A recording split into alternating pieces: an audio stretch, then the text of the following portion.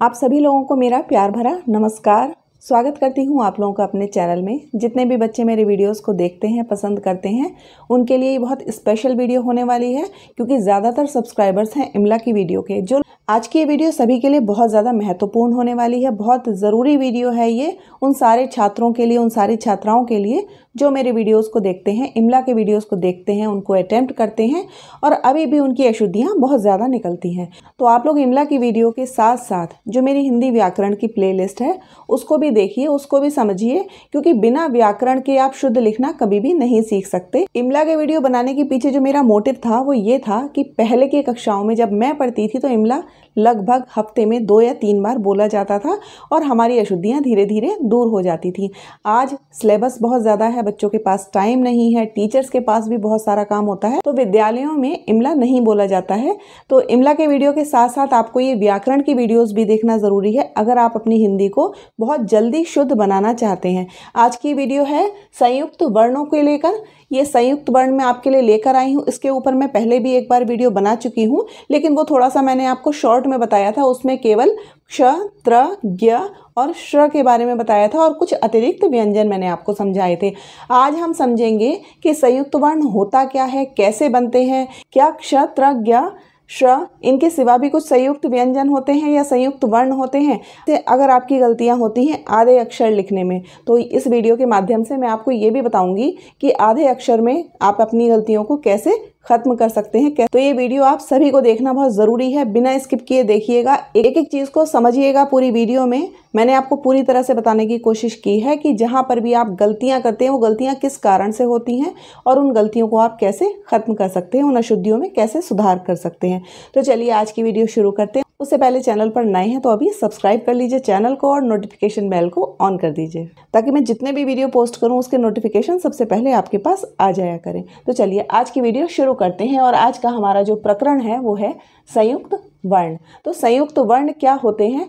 जैसे आपको पता होगा कि संयुक्त परिवार क्या होता है भाई, जिसमें 2 या 3 परिवार होते हैं, जहाँ दादा दादी के साथ साथ उनके बेटे, बहू और उनके भी बच्चे रहते हैं, वो होता है संयुक्त परिवार। मतलब एक या एक से अधिक परिवार जब रहता है साथ में तो उसको संयुक्त परिवार कहते हैं। उसी से आज हम समझेंगे कि संयुक्त वर्ण क्या होते हैं। वर्ण मैं आपको पढ़ा चुकी हूँ, डिस्क्रिप्शन में जाकर के देख लीजिए या फिर आई बटन पे आप चेक कर सकते हैं कि वर्ण किसे कहते हैं और कितने तरीके के व्यंजन होते हैं या वर्ण क्या होते हैं। आज हम संयुक्त वर्ण के बारे में बात करने जा रहे हैं। तो सबसे पहले परिभाषा को समझ लेते हैं। जब 2 या 2 से अधिक व्यंजनों के मध्य स्वर नहीं होता तब आरंभ का व्यंजन क, अंतिम व्यंजन श।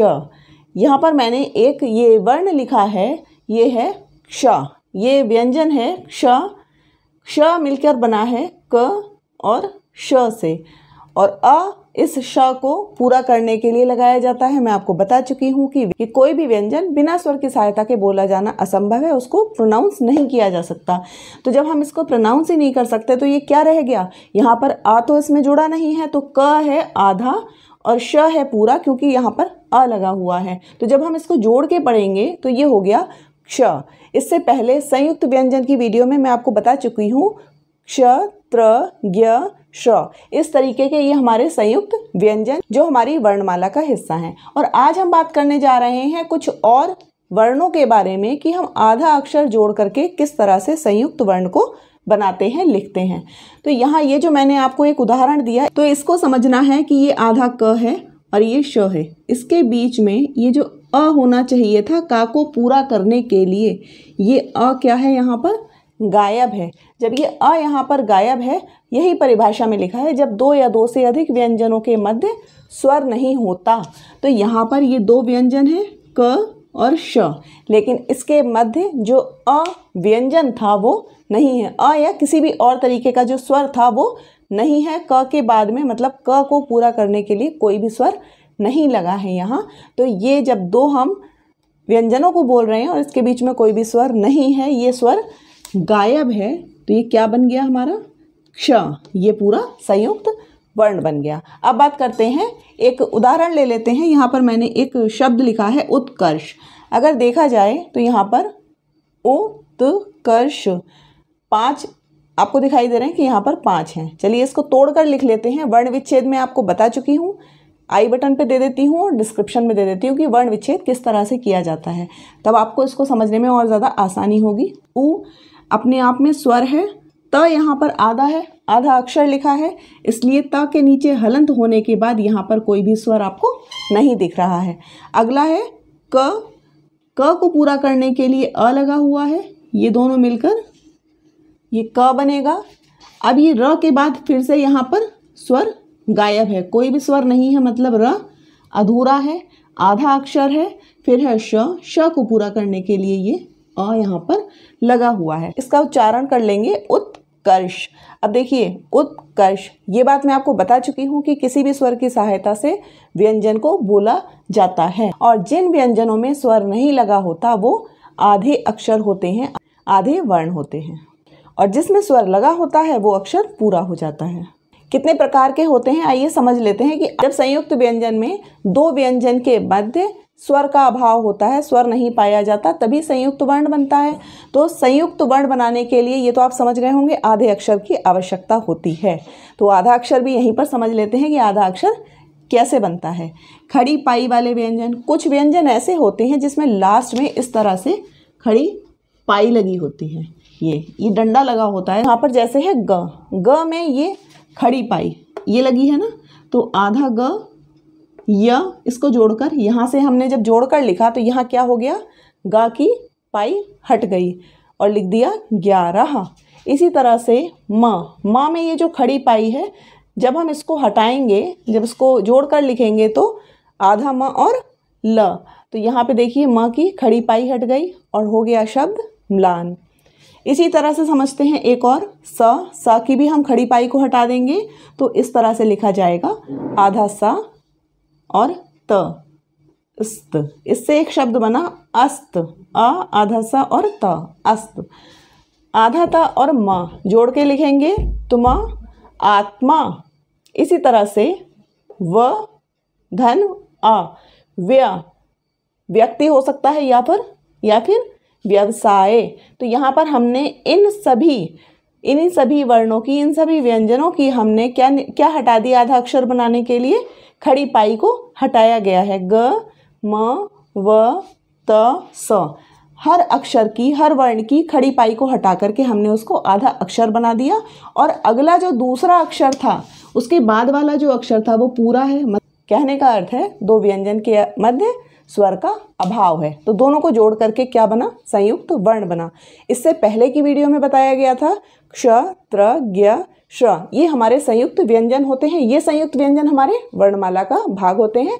यहाँ पर मैं आपको ये समझा रही हूँ कि संयुक्त वर्ण किस तरह से लिखे जाते हैं, उनका उच्चारण किस तरह से किया जाता है, उनको आपको कैसे समझना है कि जब भी मैं आपको इमला बोलूँ या आप किसी भी एग्जाम में उसको वर्ण विच्छेद आ जाता है अगर, तो किस तरह से आप उसको तोड़ तोड़ कर लिखेंगे। तो जब तक आपको आधे अक्षर का ज्ञान नहीं होगा, जब तक आप इस चीज़ को समझेंगे नहीं कि दो वर्णों को जोड़कर किस तरह से लिखा जाता है, किस तरह से उसका उच्चारण किया जाता है, तब तक आप अपने श्रुति लेख को भी पूरी तरह से शुद्ध रूप में नहीं लिख पाएंगे। तो चलिए आगे समझते हैं और किस किस तरह से हम संयुक्त व्यंजन को या संयुक्त वर्ण को बनाते हैं।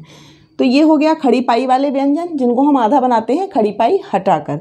दूसरी तरीके के व्यंजन होते हैं गोलाकार, जैसे हो गया ट ठ, जिसमें गोलाई में हम अक्षर को लिखते हैं। यहाँ देखिए ये है ट, ये है ह, ये भी गोलाकार है, इसमें पाई नहीं है। यहाँ है ड, ये भी गोलाकार है। इसी तरह से द, फिर है ह। चलिए इनको समझते हैं। ये है आधा ट और ठ जोड़कर हुआ ठ।